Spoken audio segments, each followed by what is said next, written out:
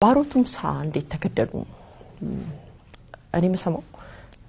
ወይም ሰዎች የሚናገሩት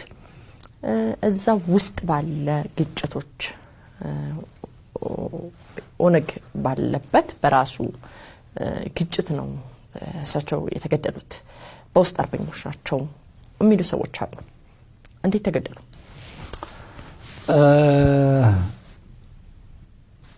እኔ በውስጥ አርበኞች በምን እዛ ውስጥ ባሉት የሚለው ወል እንደ መረጃው ነው የሚወሰነው ባሮ ከዚህ ሄደ ማለት ከአዲስ አበባ ከዚህ ከተማ ወደ ሜዳ ተንቀሳቀሰ እዛ ሄደ መስራትም ጀመረ ማለት በትግል ውስጥ መሳተፍ ጀመረ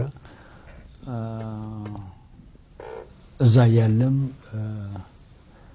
የቀሩት ጓዶቻችን በኋላ መስዋዕት የሆኑት ተቀላቀሉት እኔም ከዚህ ድርጅት በሰጠኝ መመሪያ መሰረት እጅ አግኝቻለሁ ፊዚካሊ እሱም ባለ ጊዜ አግኝቻው ከተወሰነ ጊዜ በኋላ ነው ይመስለኛል እዛ ውስጥ ባለበት ቦታ ውስጥ ድንገተኛ ይሄ ብለሽ ኤክስፕሌን ማድረግ በማትችይበት ሁኔታ አንድ ጓድ ተኩሶ ገደለው የሚል ነው የነበረው ወሬ ማለት ነው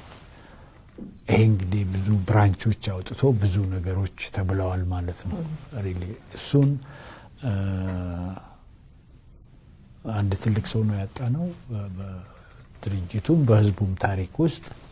ያ ደግሞ እንዴት ሆነ ምን አለበት ከኋላው የሚለው ነገር አሁንም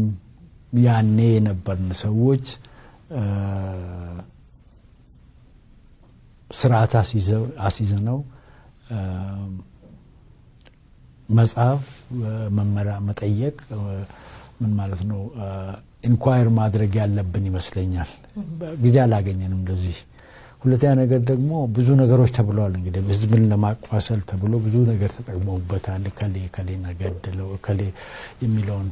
ከጃራ ጋር ነበር ባሮ ስሙ በጣም ተገኖ ይነሳ የነበረው ጃራ እንዲያደረገ እንደዛ አደረገ የሚል ነው ኤሪትሪያ በነበርንበት ጊዜ አንድ ጥሩ አጋጣሚ ያገኘነው እሱንም ጋር ተገናኝተናል ፊት ለፊት ከጃራ ጋር ምክንያቱም እሱም ፓትሪዮቲክ ነው ሰውየው ብዙ በኦሮሞ ላይ ያለው አቋም ከውጪ እንደሚወራለት አይደለም ከውጪ እንደሚባልለት አይደለም ራሱ ድክመቶች አሉ ሁላችንም እንዳለን አይደለም እሱንም ጋር ተገናኝተናል ባሮን ገደልክ ትሉኛላችሁ አላልነውም እኛ አንድ ጊዜ ገደልክ አይደለም ያልነው ወዳንተ ባንተ ኃላፊነት ስር ባለው አካባቢ ነው የተላከው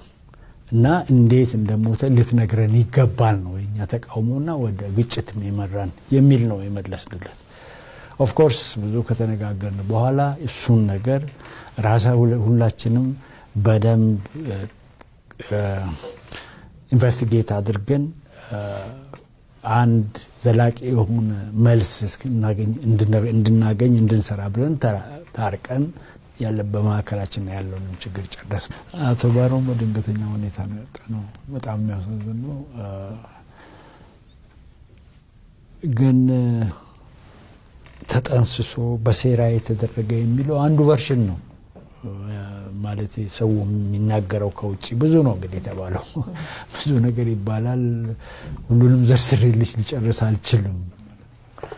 መልካም እርሶም እንዳሉት መቼስ ታሪክም እንደማይረሳው በጣም ላስጨራሽ ከፍተኛ የሆነ ትግል ነው ያደረጋችሁት